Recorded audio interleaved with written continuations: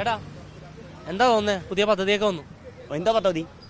KSRTC ബസ്സുകളിൽ സ്ത്രീകൾക്ക് സൗജന്യം. അത് തന്നെ ഫ്രീ ആയിട്ട് വന്നു. എത്ര? 125 ബസ്സിൽ 25 ബസ്. അത് കേരളത്തിന് മൊത്തമാണ്. എന്താ തോന്നുന്നത് പദ്ധതി വന്നതിന് ശേഷം? നല്ലതെന്നേ പറയുള്ളൂ. പക്ഷെ പുരുഷന്മാർക്കും അത് സംവിധാനം എന്തെങ്കിലും സഹകരണം ചെയ്യണ്ടേ? അതിനോട് പ്രതികരിച്ചാണ് ഞങ്ങൾ ഇത് ചെയ്യുന്നത്. സ്ത്രീകൾക്ക് മാത്രം പോരാ. സ്ത്രീകൾക്ക് മാത്രം കൊടുക്കുന്നത് ഞാൻ ചോദിച്ചത്, വോട്ട് ചെയ്യുന്ന ജനങ്ങളെ നമ്മൾ ഫീമെയിലും മെയിലും നോക്കുന്നുണ്ട്. അതിൽ വോട്ട് ചെയ്യുന്നതിൽ നമ്മൾ 6000 സംതിങ് ഉണ്ട്, അതിൽ 3000 സംതിങ് കൊണ്ട് വോട്ട് ചെയ്യുന്നില്ല. ഓരോ ബൂത്തിൻ്റെ അടിസ്ഥാനത്തിൽ നമ്മൾ നോക്കുമ്പോൾ അപ്പം നമുക്ക് ഇത്തവണ നമ്മൾ 10 വർഷം നമ്മൾ പ്രതിപക്ഷത്തിരുന്നതാണ്. ഞങ്ങൾ ഇത്തവണ പിടിച്ച് നമ്മളെ തരംഗം തന്നെയാണ്, UDFൻ്റെ തരംഗം തന്നെയാണ്. അതായത് നമ്മളെ ബഹുമാനിയാണ് CP ജോണാണ് ഇപ്പം KSRTCയുടെ ട്രാൻസ്പോർട്ട് മന്ത്രി. അദ്ദേഹം ചിന്തിച്ച് ചെയ്യും. ഞങ്ങൾ ഇപ്പം men's association Kerala men's association ഞങ്ങൾക്കും വേണം സൗജന്യം. സ്കൂളിൽ പോകുന്ന പെൺകുട്ടികൾക്ക് യാത്രയിൽ സൗജന്യം വരുന്നുണ്ട്.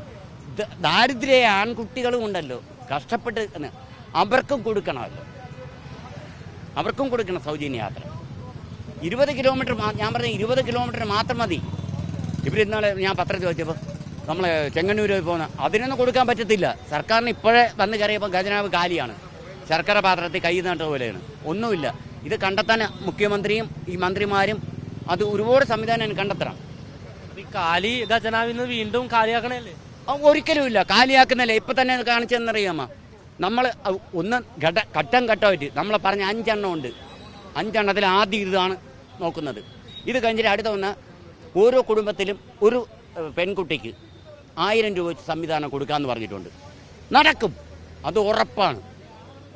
അല്ല, ഇപ്പോൾ ചേട്ടൻ പറഞ്ഞതനുസരിച്ചാണെങ്കിൽ സ്ത്രീകൾക്ക് സൗജന്യ യാത്ര കൊടുത്തു, പുരുഷന്മാർക്കും കൂടെ അത്ര സംവിധാനം വേണം, വിദ്യാർത്ഥികൾ വേണം.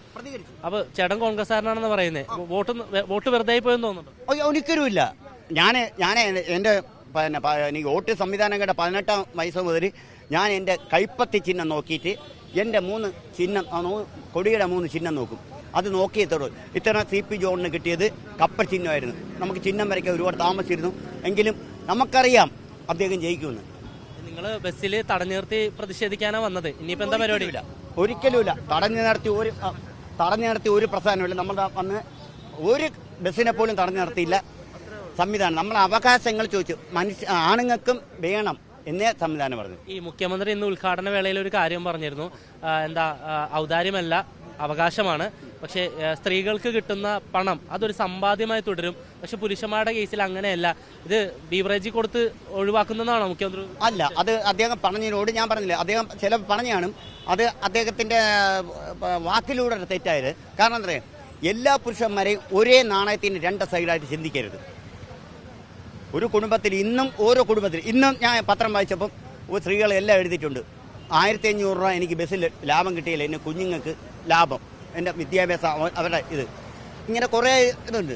ഞാൻ പറയുന്ന വേറൊന്നുമില്ല, അങ്ങനെ വേണം ചിന്തിക്കണം. പക്ഷെ ഒന്ന് എന്നറിയാമോ, സർക്കാർ ജോലിക്കാർക്ക് ഈ ഇതിൽ നിന്ന് സംവിധാനം മാറ്റണം,